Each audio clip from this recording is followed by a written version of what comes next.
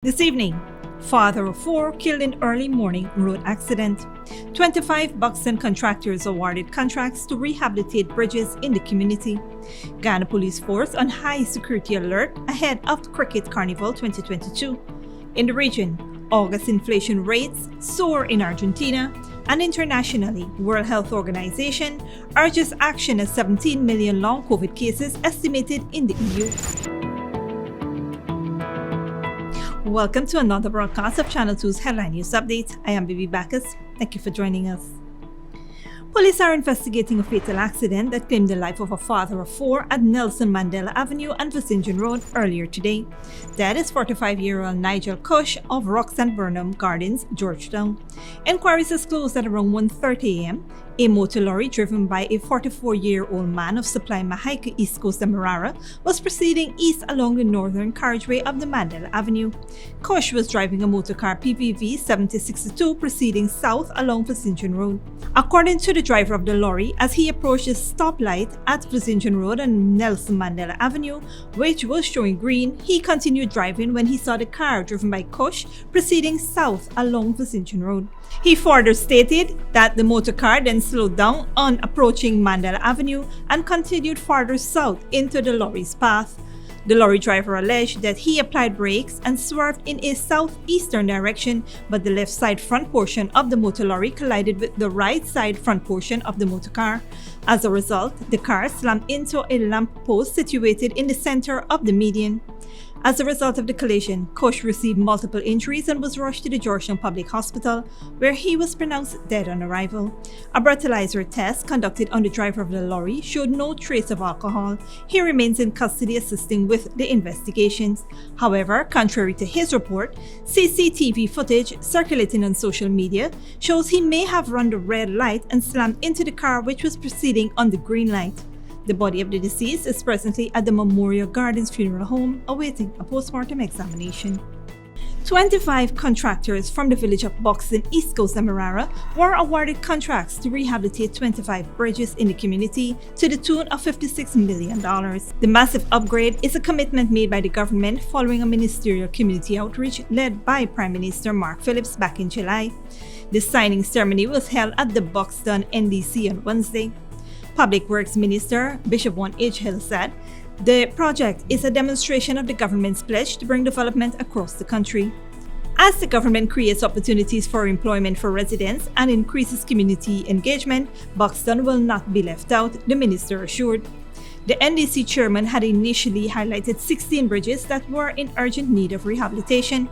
However, upon further inspection by the ministry's engineers, it was discovered that a total of 25 bridges would need to be rebuilt. To this end, the ministry has awarded one lot to each of the 25 contractors. Additionally, an engineer was assigned to overlook the process and offer advice to contractors so that the works could be effectively executed. In order for contractors to acquire the knowledge to bid for government contracts, the Public Works Ministry will also be facilitating training on Sunday from 2 p.m. to 4:30 p.m. Ranks of the Customs Anti-Narcotics Unit conducted an operation at Cambridge Mahaica, East Coast Demerara on Tuesday, September 13th. The officers attempted to stop a silver-grey motor vehicle with license plate PAB 2143, which was proceeding east along the Mahaica Public Road. The driver of the car refused to stop, prompting the officers to pursue the vehicle. The driver, in a bid to escape at high speed, lost control of the vehicle, ending up in a canal on the southern side of the Mahaica Road. Subsequently, the driver was apprehended, but an occupant in the car managed to escape into the nearby bushes. A subsequent search of the motor vehicle revealed 7 salt bags containing several parcels suspected to be cannabis. The driver, 31-year-old Clinton Thompson of Golden Fleece, West Coast, Berbice, was arrested and escorted to Kanu headquarters with the suspected narcotics. The narcotics, which amounted to 49 parcels, tested positive for cannabis with a total of approximately 206 pounds and a street value of approximately 13 million Guyana dollars. Investigations are ongoing. Stick around after the break. Alzheimer's Awareness Month. Health Minister encourages you to keep a watch on your aging relatives, and Guyana Police Force on high security alert ahead of Cricket Carnival 2022.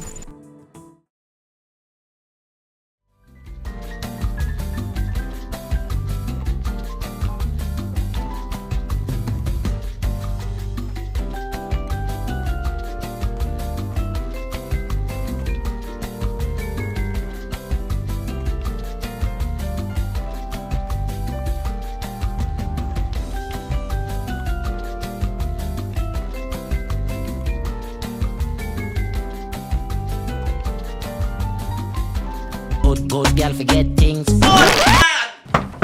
What's the problem, Granny? I want money for borrow for those surgery. I was dancing and I fall and fracture my hip. If you need some quick money, you should check Lender's Jewelry and Pawn Shop. Lender's Jewelry and Pawn Shop, Lot 238 South Road Border, Georgetown. Get jewelry made to order in just 72 hours. We also accept vehicles. Lender's, best rates, longest payback period. Boys, I get through. Plus, I could dance again. Lender's Jewelry and Pawn Shop. Sooner or later you will have another power failure. Are you prepared for the next blackout? Some essential equipment such as security cameras, lights, internet, gate motors, and water pumps may stop working. How can you prevent the next blackout? InverterTech has an affordable solution for you. A strong UPS system which uses the latest inverter and solar battery technology to prevent blackout. We smartly calculate your average power demand so you don't spend more than you need to. Call 223-2233 for more information. When you need money and you gotta get it fast, Creative Jewelry and Pawn Shop is the place for that confidential transaction in a quiet and secure location. You'll get the highest value per pennyweight for your gold and also enjoy the lowest interest rates and longest payback period too. Yes, for that instant transaction to solve a pressing financial problem. That Creative Jewelry and Pawn Shop, 46 Boyle Place, that's between the Ministry of Housing on Brickdam and White Castle Fish Shop. Be your first and only choice. Creative Jewelry and Pawn Shop, safe and sound, solid and secure, always there for you.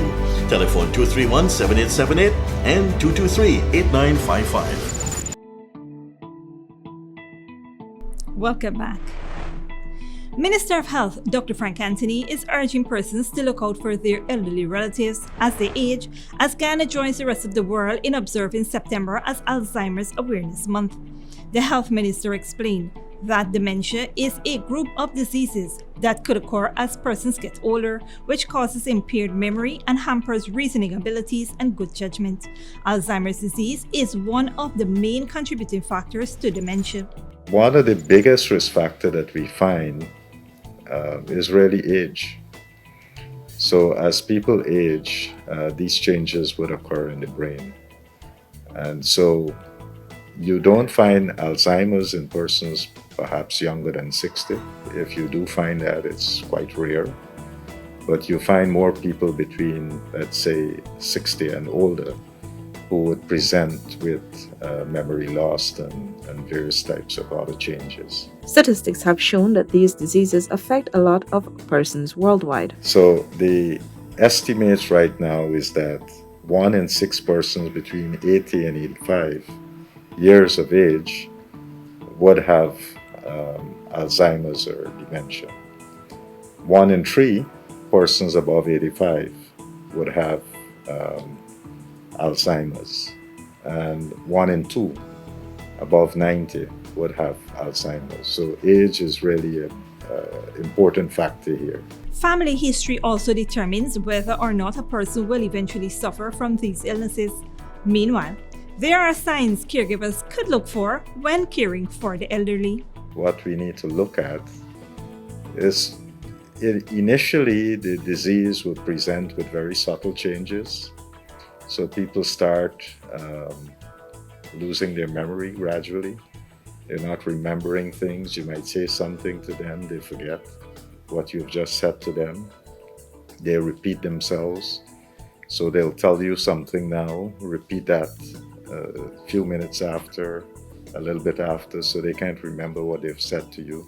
The minister noted that persons affected by the illness do not necessarily die from it, but because of the challenges they face in caring for themselves, these can cause secondary conditions that eventually can cause death. It's very important that if you find that an older relative or someone in your care is having these signs and symptoms, is for them to come to the hospital so that the doctors can make that diagnosis and probably advice on treatment, and be able to give you better advice on how to care for these persons. Alzheimer's Awareness Month is being observed under the theme No Dementia, No Alzheimer's.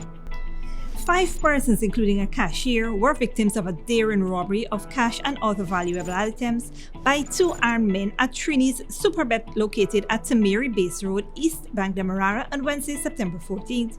Reports said at around 9:30 p.m., the 2 masked men rushed into the shop, held the victims at gunpoint, and demanded jewelry and cash. The 26-year-old cashier operating the Superbet business at the time of the incident became fearful and handed over all the cash to the bandits. The gun-toting bandits carted off with over $800,000 in cash, phones, and valuables from the 5 victims. They exited the Superbet building and discharged a round in the air outside before making good their escape on foot towards the northern direction of Tamiri Base Road, East Bank Demerara. However, an investigation is ongoing. As the highly anticipated Cricket Carnival 2022 is underway, the Guyana Police Force is on high security alert. Yesterday, Deputy Commissioner Operations Ravindra Dutt Budram, Commander Regional Division 4A Assistant Commissioner Simon McBean, and Commander Division 4C Assistant Commissioner Kali Parishram met with ranks within the Guyana Police Force to discuss and finalize preparations.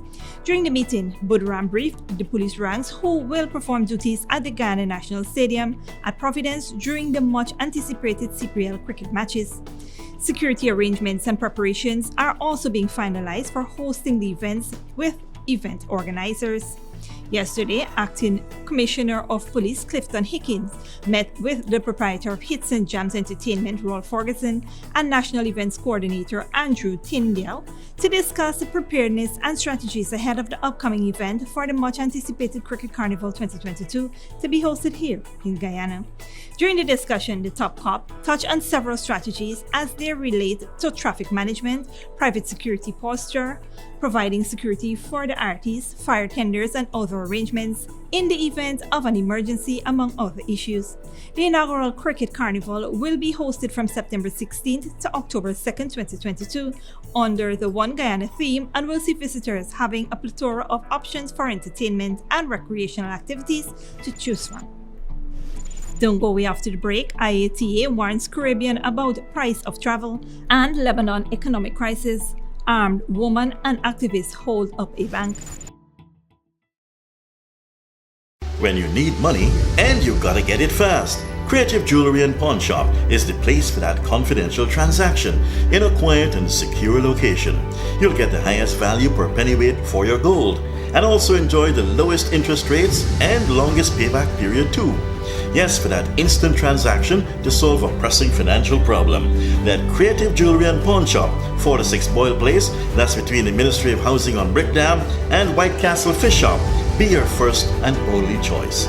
Creative Jewelry and Pawn Shop, safe and sound, solid and secure, always there for you. Telephone 231-7878 and 223-8955. Sooner or later you will have another power failure. Are you prepared for the next blackout? Some essential equipment such as security cameras, lights, internet, gate motors, and water pumps may stop working. How can you prevent the next blackout? InverterTech has an affordable solution for you. A strong UPS system which uses the latest inverter and solar battery technology to prevent blackout. We smartly calculate your average power demand so you don't spend more than you need to. Call 223-2233 for more information. Good girl forget things. What's the problem, Granny? I want money for borrow for those surgery. I was dancing and I fall and fracture my hip. If you need some quick money, you should check Lender's Jewelry and Pawn Shop. Lender's Jewelry and Pawn Shop, Lot 238 South Road Border, Georgetown. Get jewelry made to order in just 72 hours. We also accept vehicles. Lenders, best rates, longest payback period. Boys, I get through. Plus, I could dance again. Lender's Jewelry and Pawn Shop. Welcome back. Now let's take a look at what's happening in the region and around the world. The International Air Transport Association warned Caribbean destinations on Wednesday that they are running the risk of pricing themselves out of the global travel and tourism market, where passengers have more choice than ever before. IATA Vice President for the Americas, Peter Sierda, told the Caribbean Aviation Day conference in the Cayman Islands that the region needs to remain an attractive tourism destination, adding that often it is difficult to see the correlation between aviation fees and the service provided. The IATA VP AP said that for flights from Barbados to Bermuda, taxes and fees were 56% of the ticket price and 42% from the Bahamas to Jamaica, at the same as from St. Lucia to Trinidad and Tobago. To fly from Port of Spain to Barbados, taxes and fees account for 40% of the ticket prices in comparison to Lima, Peru and Cancun, Mexico. All beach destinations, taxes and fees only represent 23%. CIRDA stated that the taxes and fees applied to airline tickets increased the cost of air travel to and from the region significantly. In South America, Argentina's inflation rate has hit its highest level in years, causing food prices to spiral. The government announced the August inflation rate was nearly 79%, leaving people on fixed incomes struggling, Al Jazeera's Teresa Bo reports. Coping with inflation in Argentina is not easy for people like Estela Maris Acosta and Walmira Naramburu. The couple receives two minimum monthly pensions of around $170 each, but it's not enough. Each day, they go searching for food in the trash. I thought I was going to age with dignity. I've been working since I was 15 years old. The only dream I had was to have our own home. And now look at us. Argentina's inflation rate is soaring, and it's having a huge impact among the country's most vulnerable. Economists estimate that the inflation rate in Argentina this year is going to be at least 95%, a figure that is literally pushing many people to the streets to try to make a living and to try to survive. These people here are not only trying to find food, but also bronze and copper or anything that they can sell so they can make some extra cash. Aramburu says if they're lucky, they can earn around $80 extra per month selling recyclable materials. But that means being on the street every day. While Miran suffers from epilepsy and Stella Maris has been struggling with diabetes for years. What you bought for 100 the first month, in 3 months, you will, but for 200. They're taking money away from us all the time. I need medicines, and I cannot afford all of them. There's over 7 million retirees in Argentina, and almost 86% receive the minimum pension. A problem in a country that has been trying to stabilize the economy for months. What inflation does is that you pay the new prices with an old salary.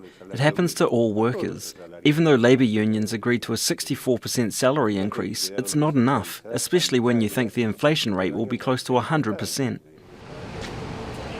Last week, the new economy minister, Sergio Massa, traveled to Washington in search of much-needed investment and financing by multilateral organizations, including the IMF. It was just a step further towards stabilizing the economy, a step towards growth with inclusion for Argentina. I believe much more needs to be done. The situation is fragile. We have a battle ahead with inflation. A battle that people like Stella Maris Acosta and Walmira Naramburu have come to know all too well. Teresa Bo, Al Jazeera, Buenos Aires. And internationally, the World Health Organization is warning long COVID could lead to a new health crisis. It estimates at least 17 million people in Europe have experienced the illness, and many more will have to live with it for many years to come. Al Jazeera's John Hendren reports. The World Health Organization warns a wide-ranging post-COVID-19 crisis is coming. The lingering effects of a syndrome called long COVID threaten to transform the lives of patients, the global healthcare system, and the world economy.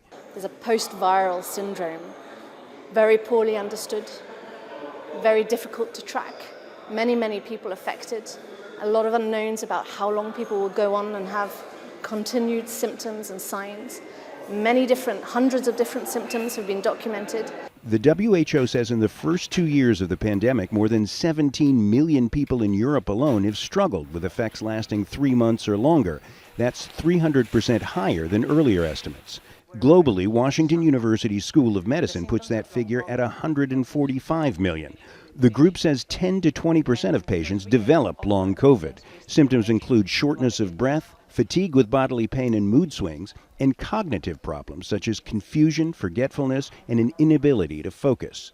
Ann Lee, who chairs the network Long COVID Europe, knows how that feels. She's still experiencing some of the effects after contracting the virus in March of 2020.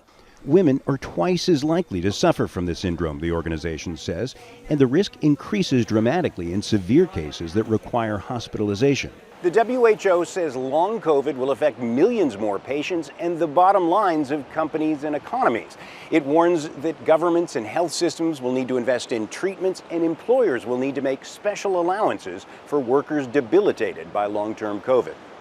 Making that task even more difficult is a staffing shortage. We found that 1 out of 3 in the 40 countries that have data have a very rapidly aging health workforce, and we find that up to 40% of their medical doctors in these countries are aged over 55. So that's a ticking time bomb. As the outbreak appears to be moving past its most serious phase, long COVID and the worker shortage suggest a new wave of post-pandemic problems has already begun. John Hendren, Al Jazeera, Tel Aviv.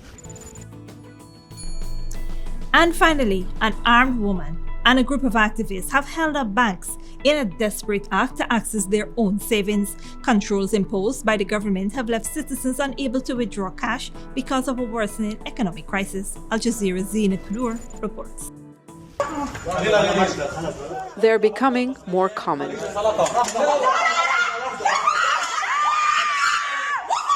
In 2 separate incidents, hours apart, armed people enter banks demanding their own money.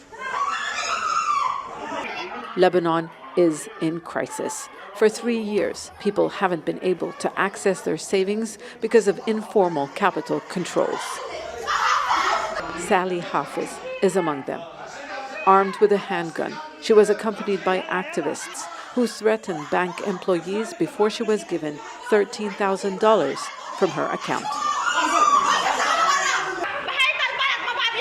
In this country, this is the only way to get our money back. We didn't steal this money. We worked hard to earn it.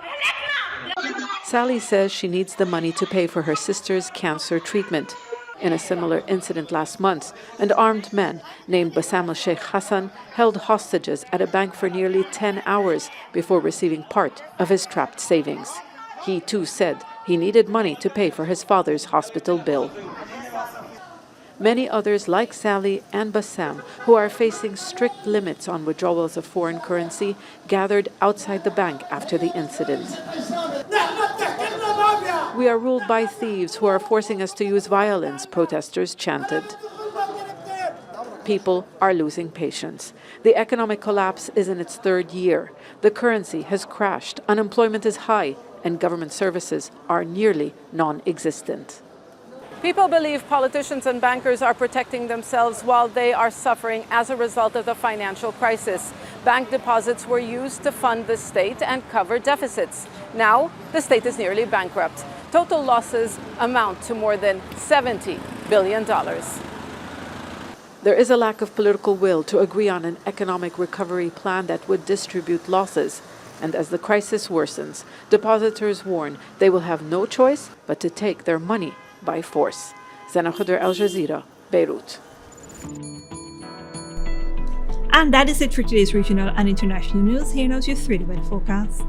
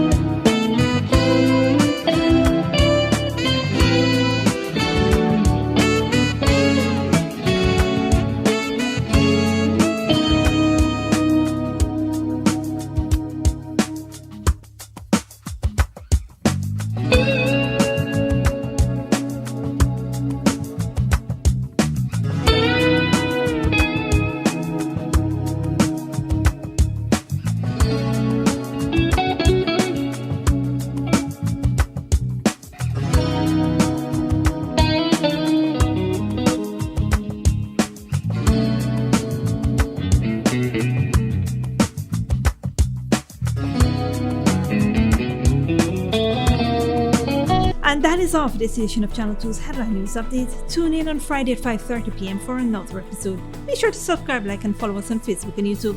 Until then, please take care of yourself and each other.